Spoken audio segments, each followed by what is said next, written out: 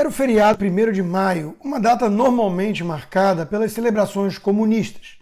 E, de fato, o maior ícone da extrema-esquerda nacional tinha organizado um grande evento em suposta homenagem aos trabalhadores, que essa turma sempre explora.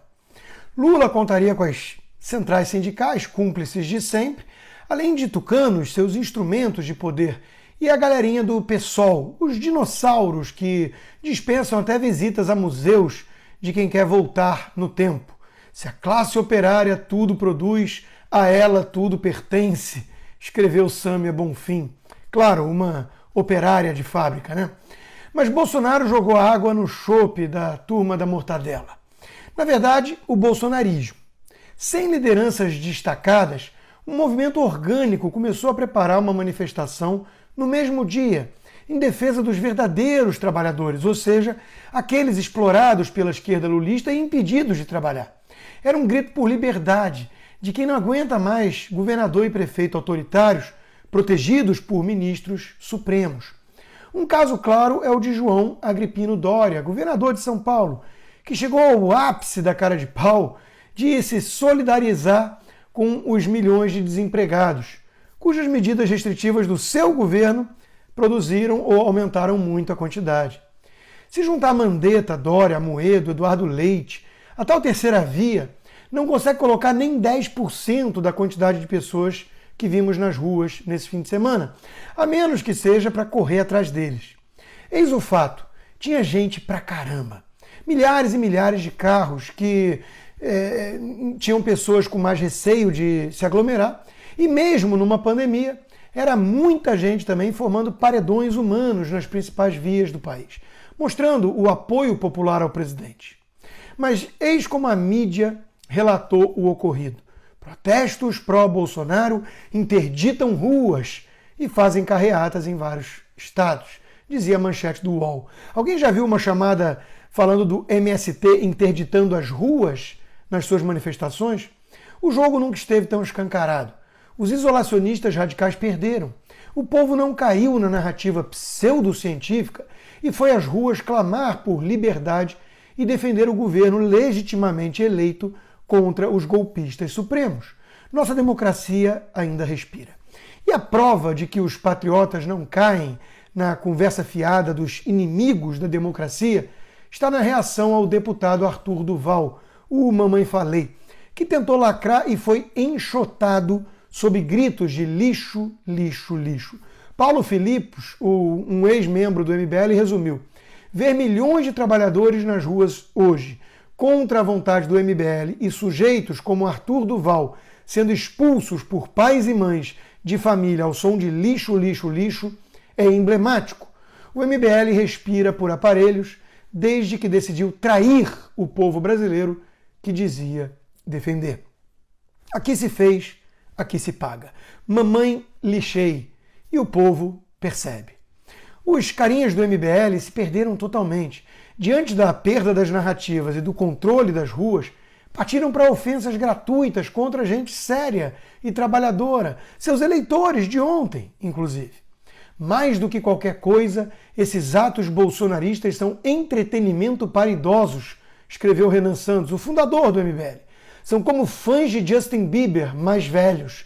A diferença é que o Bieber deles gosta de rachadinha, concluiu. Mobilizavam idosos entediados antes, em 2015? Finge não saber se tratar basicamente do mesmo público? Só porque hoje os patriotas enxotam os oportunistas do MBL, que preferem até o ladrão Lula, sob esse pretexto da rachadinha? Bolsonaro, aliás, fez a máscara tucana de vários petistas cair feito jaca podre. O melhor exemplo talvez seja o da jornalista comunista que se passava por tucana e, diante da multidão nas ruas, resolveu mostrar de vez os dentes afiados pelo lulismo. Na disputa entre Lula e Bolsonaro, só há um extremista: Bolsonaro! Repito o que disse em 2018. O PT jogou o jogo democrático e Lula quer cancelar a democracia. E Bolsonaro quer cancelar a democracia. Olha o ato falho. Escreveu Miriam Leitão. O jogo democrático do PT, como sabemos, era o Mensalão e o Petrolão pelo Foro de São Paulo. Olha a Venezuela, né? Olha, é realmente uma coisa impressionante. Sobre esse papelão da imprensa, Marcelo de Carvalho, um dos donos da Rede TV, bateu com força. A tentativa dos órgãos de imprensa de sempre de esconder ou diminuir os enormes atos pró-governo de ontem é o verdadeiro negacionismo. Que vergonha, que medo eles têm, que comprovação que estão na contramão da maioria do povo brasileiro. Adrilles Jorge foi direto no ponto também sobre o significado dos atos. Multidões nas ruas pedem intervenção contra o cerceamento de liberdades sagradas de ir e vir, de trabalhar, de ter liberdade de expressão contra um judiciário ditatorial, de se libertar contra juízes e governantes tiranos. E a mídia diz que o povo faz atos antidemocráticos. Quem flerta com atos antidemocráticos é justamente essa mídia que se volta contra o povo. Mas claro que os tucanos, ainda que alaranjados, nada em homenagem a eles, condenariam as manifestações como atos irresponsáveis durante uma pandemia. Incapazes de colocar a 10ª parte nas ruas, querem inviabilizar as manifestações de quem prefere os riscos de aglomerações às certezas de submissão e desemprego. João Amoedo, do Novo, tentou lacrar, condenando todos que foram às ruas e terminando com seu bordão já repetitivo e cansativo de um obcecado oportunismo. O presidente escreveu, mais uma vez apoia e fica feliz com aglomerações. Segue trabalhando pelo vírus e contra o brasileiro. O resultado da irresponsabilidade e do fanatismo é conhecido. Vidas perdidas, economia arrasada, novas cepas e o Brasil isolado do mundo.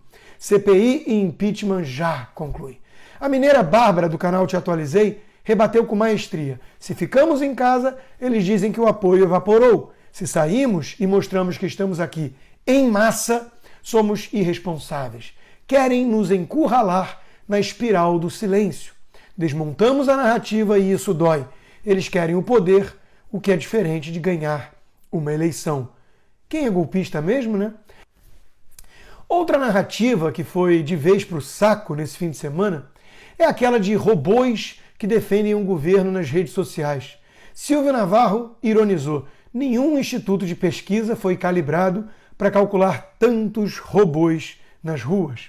É a mesma bobagem de quem fala em gabinete do ódio, fingindo não ver ali pessoas normais, comuns, apenas cansadas e indignadas com tantos abusos supremos, ao mesmo tempo em que passam pano na mídia para o verdadeiro gabinete do ódio, a própria imprensa, que deseja abertamente a morte de Jair Bolsonaro.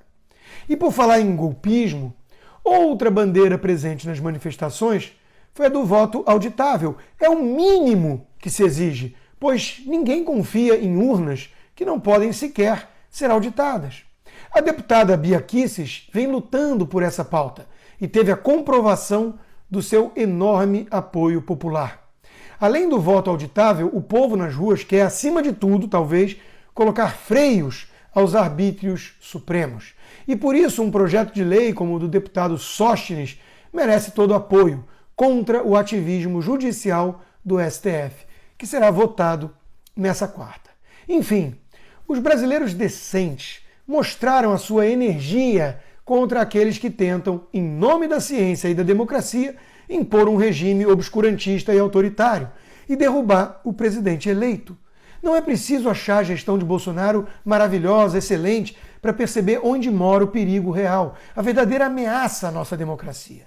Eu deixo o relato final com o jornalista Alexandre Garcia, uma voz dissonante em meio a tantos comunistas disfarçados de jornalistas na nossa imprensa. Eu nunca tinha visto um 1º de maio como foi esse sábado. Eu nasci em 1940, escreveu. Ainda peguei o resto da ditadura Vargas, fazendo grandes festas no estádio do Vasco. E depois, no segundo governo Getúlio, eu lembro das festas dos círculos operários. Mas nunca vi nada igual a esse sábado. Foi uma apoteose na Avenida Paulista, totalmente cheia, na Esplanada dos Ministérios, em Copacabana. Eu acrescento BH e outros estados e cidades. Foi a prova de que o poder emana do povo, como diz a Constituição. Não é da mídia, é do povo, diz Alexandre Garcia. E o povo expressou, em primeiro lugar, censura ao Supremo, Em segundo lugar, apoio ao presidente. Em terceiro lugar, pedido de voto auditável. E em quarto lugar, os gritos de "eu autorizo", dizendo que a fonte de poder está transferindo o poder ao presidente da República para fazer o que for necessário para que as pessoas não saiam mais da Constituição. Porque a Constituição tem tido alta frequência de desrespeito. Estão desrespeitando direitos constitucionais de uma cláusula pétrea, que a própria Constituição diz que não pode sequer ser abolida em uma emenda, mas aboliram. Fica aqui o registro da manifestação popular, conclui Alexandre Garcia. Ninguém fez propaganda em órgãos tradicionais da mídia, ninguém anunciou, ninguém falou, a não ser nas redes sociais. E foi essa surpresa, essa explosão de manifestação de pessoas de todas as idades que saíram de casa para se expressar. Na minha síntese, os golpistas têm a mídia, mas Bolsonaro tem o povo ao seu lado.